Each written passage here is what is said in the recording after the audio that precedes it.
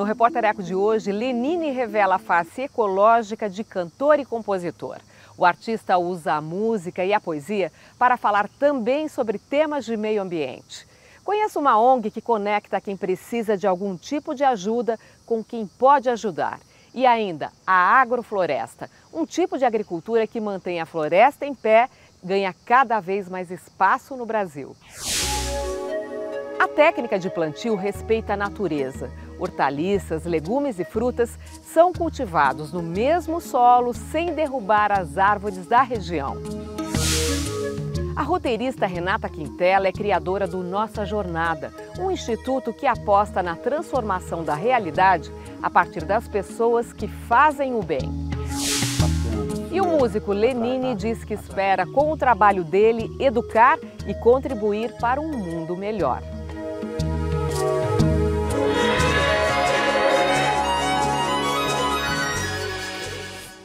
A agrofloresta é um tipo de agricultura que procura manter a floresta em pé. Combina o plantio de várias espécies de alimentos sem usar agrotóxicos e com a preservação das árvores. Um sistema que começa a se espalhar pelo Brasil. A paisagem de vegetação rasteira, onde o capim tomou o lugar da floresta atlântica, passa agora por uma nova mudança. Seu Valdir Martins faz parte disso. Com orgulho, ele apresenta as várias espécies que cultiva neste pedaço de terra em um assentamento da reforma agrária no Vale do Paraíba, interior paulista. Aqui é um dos sistemas, né, que ele está consociado, então esse aqui é o que está produzindo agora, que é o carro-chefe, é o caqui, né? Paranaense, nascido na roça, seu Valdir plantou banana no Mato Grosso e foi em São José dos Campos que começou a usar as técnicas da agrofloresta, sistema que mescla hortaliças, legumes, frutas e árvores da Mata Atlântica. As plantas crescem obedecendo uma sucessão natural. Quando a sombra da mais alta impede a de baixo de se desenvolver, o agricultor faz o rodízio de espécies para garantir produção perene e colheita o ano todo. Assim, complementa a renda, melhora a qualidade do solo e ajuda a reflorestar a área. O senhor tem ideia de quantas espécies ao todo o senhor já plantou aqui, nesse sistema de rodízio?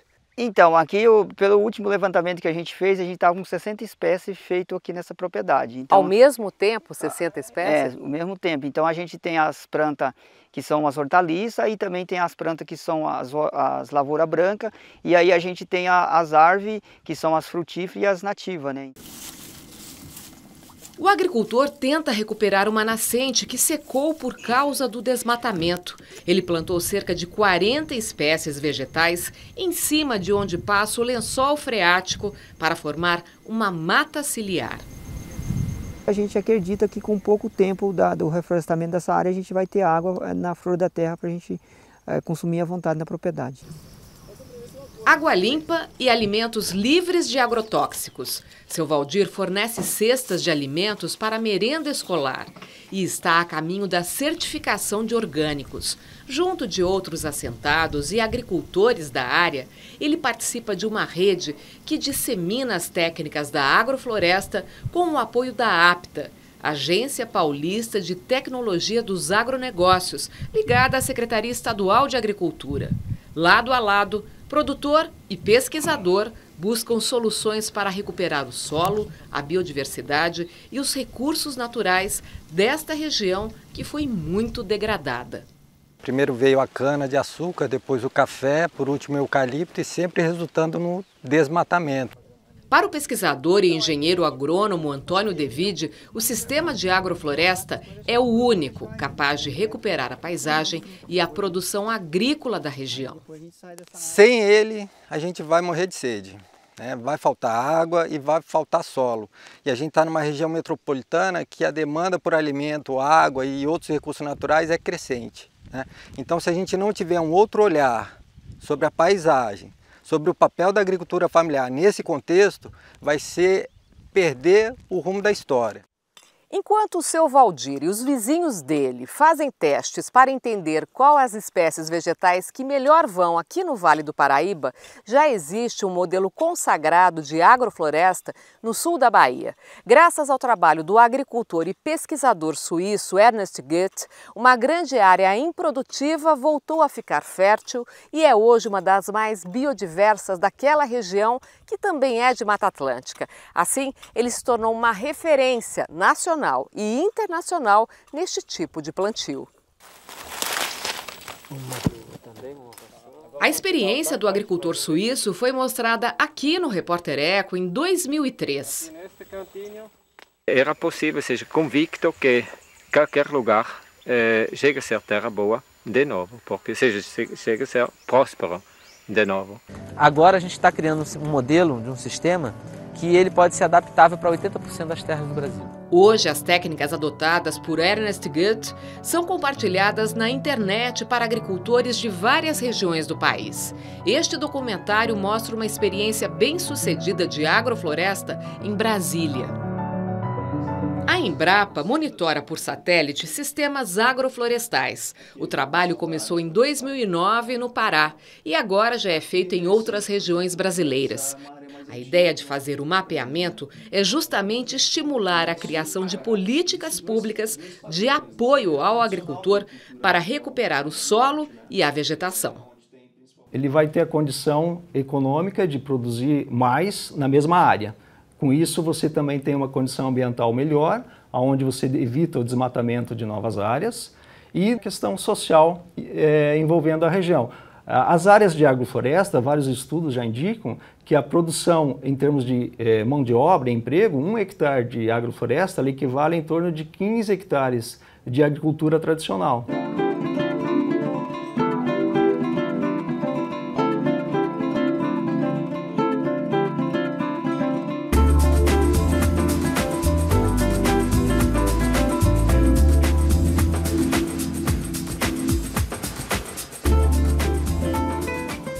Você acompanha agora alguns dos fatos e pesquisas na área de meio ambiente que tem destaque aqui no Repórter Eco. Europa e Rússia planejam uma missão conjunta para criar uma colônia permanente na Lua. A primeira etapa prevê o envio de um módulo espacial ao polo sul do satélite para preparar a volta de humanos à superfície lunar. A espaçonave vai avaliar se existe água, além de materiais brutos para produzir combustíveis e oxigênio. A região sul da Lua tem áreas nunca iluminadas pelo Sol e que são alguns dos locais mais frios do sistema solar. Por isso, poderiam abrigar água em forma de gelo e outros componentes químicos que ficam protegidos dos raios solares. A missão inicial, chamada Luna 27, será lançada daqui a 5 anos. E aguarde só um instante. Conheça a face ecológica do cantor e compositor Lenine. E a seguir, a ONG Nossa Jornada aproxima quem precisa de ajuda de quem está disposto a ajudar. O Repórter Eco volta daqui a pouco.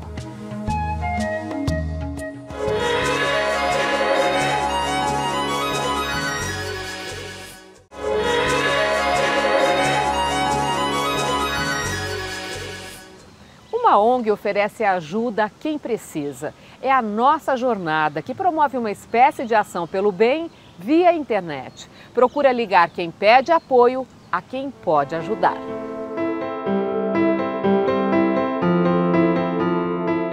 O que eu posso fazer por você agora? Cartaz com a frase na mão, a roteirista Renata Quintela, que já foi atriz e virou empreendedora social, foi para as ruas da capital paulista oferecer ajuda e, eventualmente, flores para desconhecidos. A maioria dos amigos achou loucura, mas alguns apoiaram e registraram as imagens da iniciativa. Era junho de 2013. Começava, assim, a história da ONG Instituto A Nossa Jornada, que hoje conecta pessoas que precisam ser ajudadas com as que podem oferecer ajuda. Porque eu sou só uma pessoa, como você, como quem está assistindo, E eu descubro quem precisa de ajuda e quem quer ajudar. E eu peço as coisas. Renata Quintela nasceu no interior de São Paulo. Sempre teve forte ligação com as pessoas e com a natureza. O ser humano, ele é parte integral, ele é parte integrante, né, da natureza e de tudo. Então, se a gente melhorar, melhoramos como pessoas, melhoramos todo o entorno. As regras do Instituto Nossa Jornada são claras. Não há doação em dinheiro, nem pagamento ou renegociação de dívidas ou divulgação de produtos vendidos por pessoas físicas. Em 2 anos de atuação, a ideia se espalhou. Mais de 2.000 pessoas foram ajudadas em mais de 70 cidades do Brasil e do exterior. As histórias variam muito.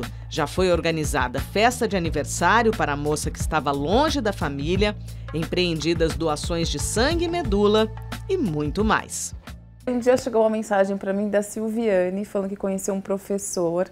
Ele dava aula numa aldeia, que chama Itiporé, no Mato Grosso do Sul, interior do Mato Grosso do Sul.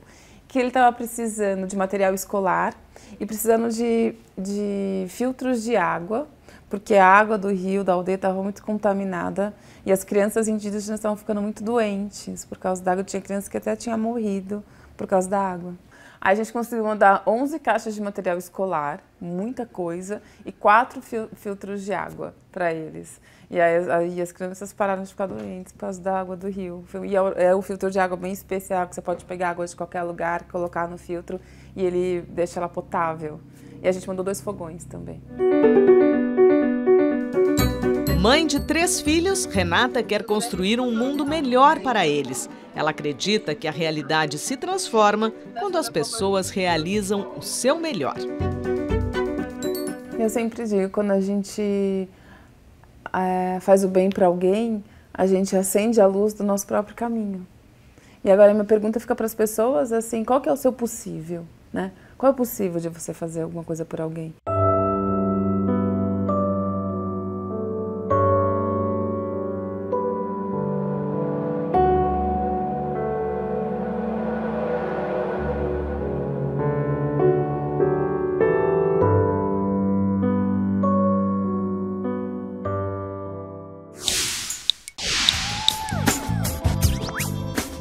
É estarrecedor que os órgãos reguladores e controladores do setor de transportes no Brasil tenham levado meio século para descobrir que os extintores de incêndios para automóveis não são eficazes e, por isso, não precisam ser usados obrigatoriamente e nem passar por inspeções periódicas.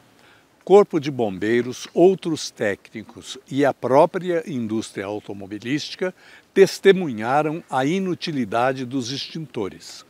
O setor de seguros mostrou que só em 800 casos, em 2 milhões de acidentes, foram pedidas indenizações pela queima de veículos que tinham extintores. Mas quem devolverá a todos os proprietários de veículos o que gastaram para comprar obrigatoriamente e manter os extintores? Os órgãos reguladores do setor? Também espanta que só depois de mais de uma década, uma indústria automobilística admitiu saber há mais de 10 anos que um dos carros que produz e usa diesel emite muito mais poluentes do que era declarado. Isso afeta a saúde pública, com a má qualidade do ar, afeta os programas de combate à poluição e afeta consumidores, que pagaram pelo que não tiveram. O Código de Defesa do Consumidor no Brasil está completando 25 anos, mas é desrespeitado. Os cidadãos, em grande parte dos casos, não são ressarcidos pelos prejuízos, mas eles também precisam organizar-se. Levar essas informações à justiça, levar também à comunicação e exigir que os seus direitos sejam respeitados.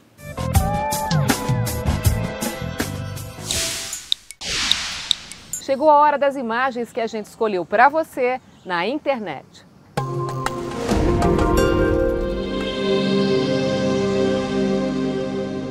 Península de Yucatán, México. Mergulhadores se preparam para registrar um fato misterioso em uma caverna submersa. Um rio de água salgada corre no fundo de um poço de água doce. A aventura começa com este poço profundo chamado de cenote. Existem vários na região. São formados pela ruptura de camadas de calcário que acabam por expor o lençol freático. Os cenotes estão ligados a uma grande caverna marinha. Este é o cenote Angelita. Logo no início do mergulho, as águas transparentes são de um pequeno riacho. 30 metros abaixo da superfície, o cenário muda. Pedaços de troncos, galhos e folhas flutuam sobre uma espécie de banco de areia, cercado por águas turvas. O mergulho com baixa visibilidade prossegue. Aqui, a água fica salgada. O rio, na verdade, é uma ilusão, devido ao fenômeno chamado halocline, onde as águas com diferentes níveis de salinidade criam camadas por causa da variação na densidade. A água salgada abaixo tem alta quantidade de sulfeto de hidrogênio e uma turvação mais aparente, e se destaca da água doce que fica em cima, criando a ilusão de um rio superficial. Cenote Angelita, a incrível história do rio debaixo d'água, escondido na Península Mexicana.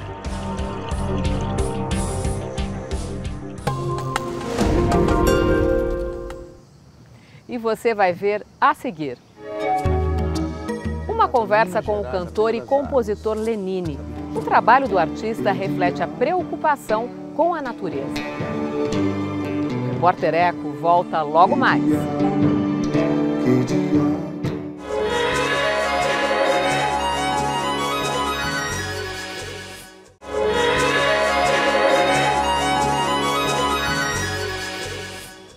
O artista pode ser um aliado da natureza. O cantor e compositor Lenine usa a poesia e a música para falar também sobre temas ambientais. A crise da água é um dos destaques do CD Carbono.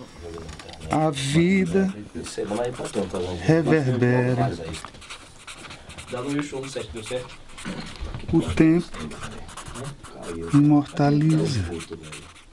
Lenine deixou de fazer uma coletânea de contos para criar um romance sonoro. Assim, o cantor, compositor, produtor musical e arranjador define o CD Carbono.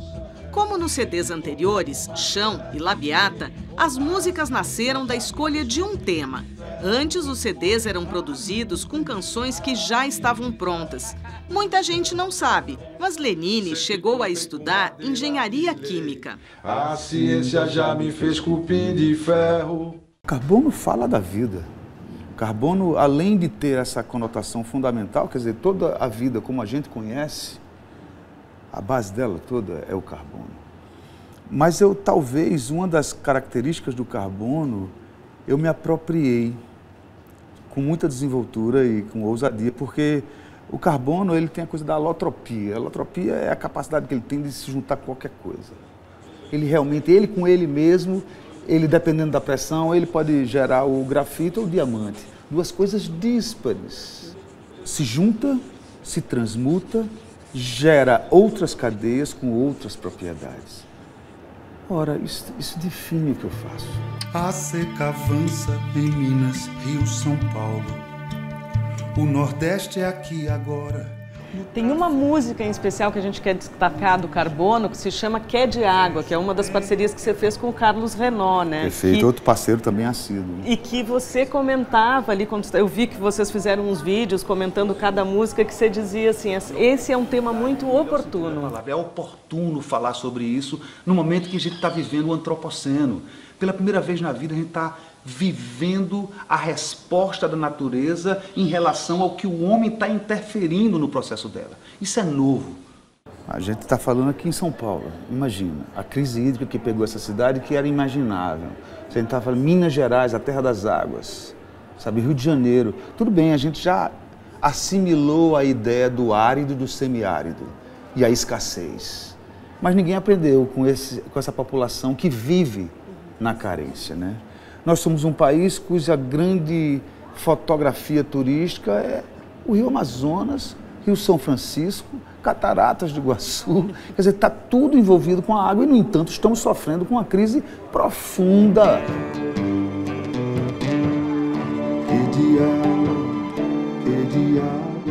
Para lidar com o que vem por aí, o músico acredita na educação. Eu tento mudar o que está em volta de mim, eu tento jogar um pouco de luz nos temas que são realmente necessários se falar, se comentar, se aprofundar. E a educação, ousar acreditar que tem a ver com a educação que eu faço. E que não existe a capacidade de a gente evoluir como ser humano se não for pelo caminho da educação. Essa é a flor, ela é verdinha, linda, né? O pernambucano, 30 anos de carreira premiada, é apaixonado por orquídeas, tanto que se tornou colecionador. Até as turnês que eu faço em funções do endemismo das plantas, entendeu? Eu chego pra Cacá e disse, arruma um show aí no Amapá, porque eu preciso ver a Cacá Ciranai na época que ela flore, que é uma planta que só dá na Amazônia, naquele reduto ali. Em 2014, Lenine realizou uma turnê socioambiental nas sedes de projetos de todas as regiões do país. Eu sou do Recife, e o Recife tem uma grande área de manguezal ainda urbano. Ao longo dos anos está se perdendo. E é fundamental a gente perceber que quando a gente perde esse nicho, esse berço, a região deixa de ser piscosa, os crustáceos desaparecem, e isso é uma cadeia alimentar. Virou areia, cadê a floresta que o mar já avistou dali? Virou areia, virou areia. O homem tem esse dogma de que a gente só aprende com o trauma e com a dor. Eu prefiro acreditar que não, que a gente aprende com o prazer, com a celebração do prazer, da felicidade, da alegria, do humor. Não deixo a vida me levar, levo o que vale do viver, levo o que vale do viver. Um sorriso pleno, um amor sereno. Você acredita na beleza? Eu só acredito na beleza. Para feiura, eu tenho a vista grossa. Aí nem vejo, ela passa, eu nem vejo. E você tem esperança aí para o futuro? Com Muitas... todas essas coisas que você está mostrando que não eu tenho legais. Esperança no homem. Do alto da arrogância, qualquer homem se imagina muito mais do que consegue ser. O homem bacana, fiel, através do qual ele quer melhorar a cada dia e faz disso uma propagação do bem. Eu acredito nesse homem. Que bem maior que o homem é a terra e o seu arredor, que encerra a vida aqui na terra, não se encerra a vida, coisa maior. Se você quiser rever as reportagens, entre no nosso site, anote os endereços na internet, tvcultura.com.br/repórtereco. No Facebook é só curtir a página, facebook.com/repórtereco. E a gente encerra hoje com o pensamento de um dos mais importantes líderes indígenas do Brasil, o xamã do povo Yanomami, Davi Copenaua. Veja só o que ele diz sobre a civilização do chamado homem branco. Os brancos não sonham tão longe quanto nós. Dormem muito, mas só sonham consigo mesmos. Repórter Eco, até o próximo programa. Maior que o homem é a terra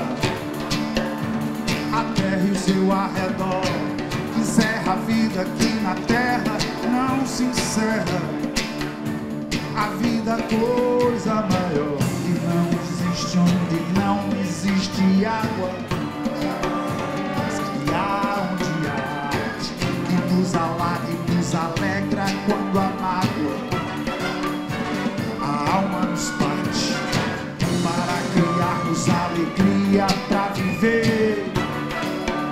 O que houver para vivermos, sem esperanças, mas sem desespero. O futuro que tiver, que diabo.